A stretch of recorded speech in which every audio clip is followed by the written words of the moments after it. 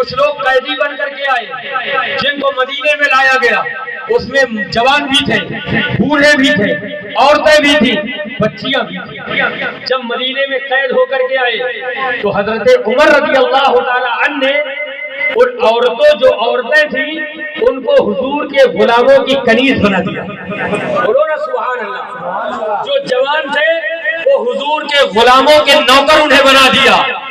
ان میں ایک بچی قید ہو کر کے آئی تھی جو بالغ تھی۔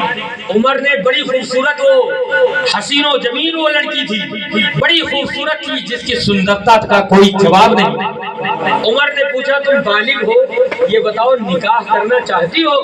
تو اس نے کہا میں تو خسرو پرویز کی بیٹی ہوں، بادشاہ کی، لیکن قید ہو کر کے مدینے میں آئی ہوں، قیدیوں سے نکاح کون کرے گا؟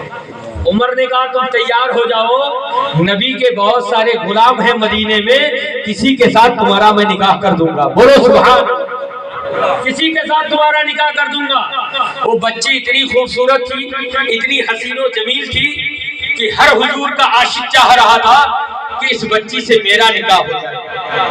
جب سارے لوگ چاہنے لگے تو حضرت عمر نے کہا ایسے نکاح اس بچی کا نہیں ہوگا، یہ بچی جس کو کہے گی اس سے اس کا نکاح کیا جائے، تمہارے کہنے سے نہیں ہوگا، یہ جس سے کہے گی اس سے اس کا نکاح کیا جائے گا۔ کہا اب کیسے نکاح کی تیاری کی جائے؟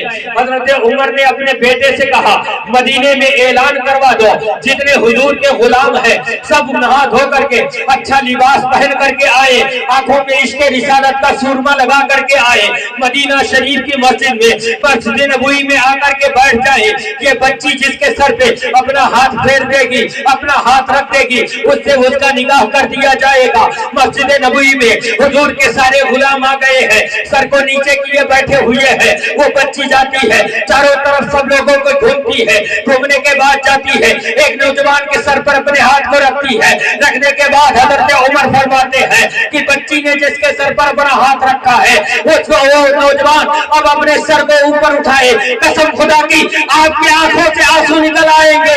اس بچی نے جس کے سر پہ ہاتھ رکھا تھا وہ کوئی اور نہیں ہے، وہی شہید اعظم امام حسین، وہی امام، سب لوگ بولے وہی امام حسین تھے۔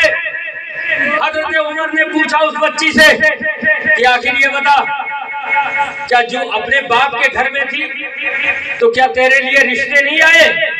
کہا نہیں، رشتے تو بہت آتے تھے، لیکن رات میں کوئی خواب میں آ کر کے کہتا تھا خبردار کسی کو دولہا مت بنانا، تیرا دولہا میں نے مدینے میں بنایا ہے، تیرا دولہا میں نے مدینے میں بنایا ہے، رشتے کو ہاں مت کرنا۔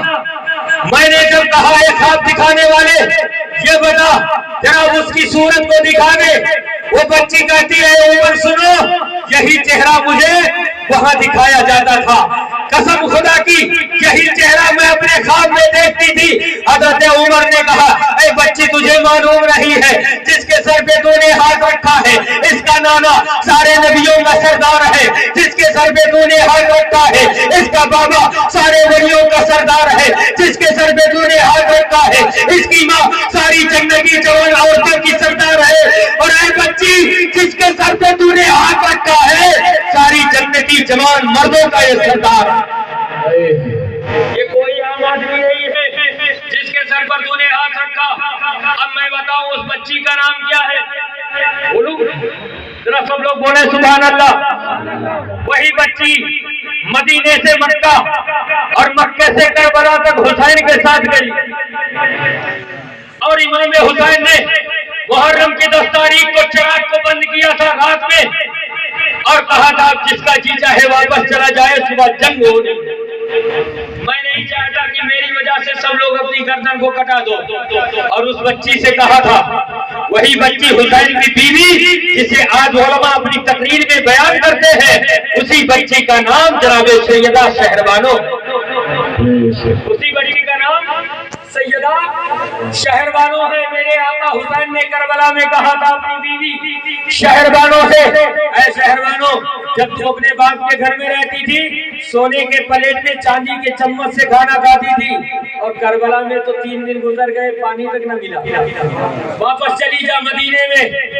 شاعرانوں نے کہا تھا کہ میرے باپ کی بات مت کرو، میں تو آپ کی ہو چکی ہوں، اور نانا جان کے دین کو بچانے کے لیے اگر اجازت آپ دیں تو آپ بعد میں جائیں گے، ہم پہلے میدان کربلا میں نانا جان کی شریعت بچانے کے لیے جائیں گے۔ سبحان اللہ، میدان کربلا میں وہی شہربانو موجود ہے۔ آپ نے علماء سے سنا ہوگا کہ حسین کی بارگاہ میں بہت سارے خط و خطوط آئے، حسین کربلا کا ارادہ کیا۔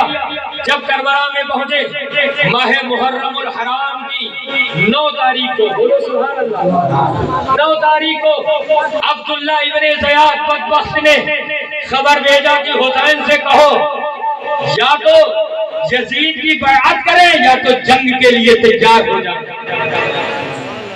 یزید کی بیعت کریں یا تو جنگ کے لیے تیار ہو جائے۔ میرے آقا حسین میدان کربلا کو میں محرم کی 9 تاریخ کو پہنچتے ہیں، جہاں 22,000 یزیدیوں کا لشکر تھا۔ میرے حسین نے ایک خطبہ ارشاد فرمایا، کہا اے یزیدیوں، اے عبداللہ ابن زیاد، اے شمر، تمہارے دلوں پر جو بدبختی کی مہر لگی ہے، حسین کے خون سے اسے مت دھلو۔ تمہیں معلوم نہیں ہے جب تم اذان دیتے ہو تو اس اذان میں میرے نانا کا نام لیتے ہو، میرے سر پر جو امامہ ہے یہ مدینے والے آقا کا ہے، میری رگوں میں جو خون دوڑ رہا ہے یہ فاطمہ کے دودھ ہے، میری رگوں میں جو خون ہے یہ علی کا خون ہے۔ اس سے اپنے ہاتھ کو رنگین مت کرو، یہ شراب، یہ زناکاریاں، یہ تم کرتے ہو اسے چھوڑ دو، ابھی آ جاؤ، نانا جان کی شریعت و سنت پر عمل کر لو، حسین تمہیں معاف کر دے گا۔ یہ حسین کربلا میں کہہ رہے ہیں۔ یزیدیوں نے کہا نہیں حسین، یا تو یزید کی بیعت کرو یا تو جنگ کے لیے تیار ہو جاؤ۔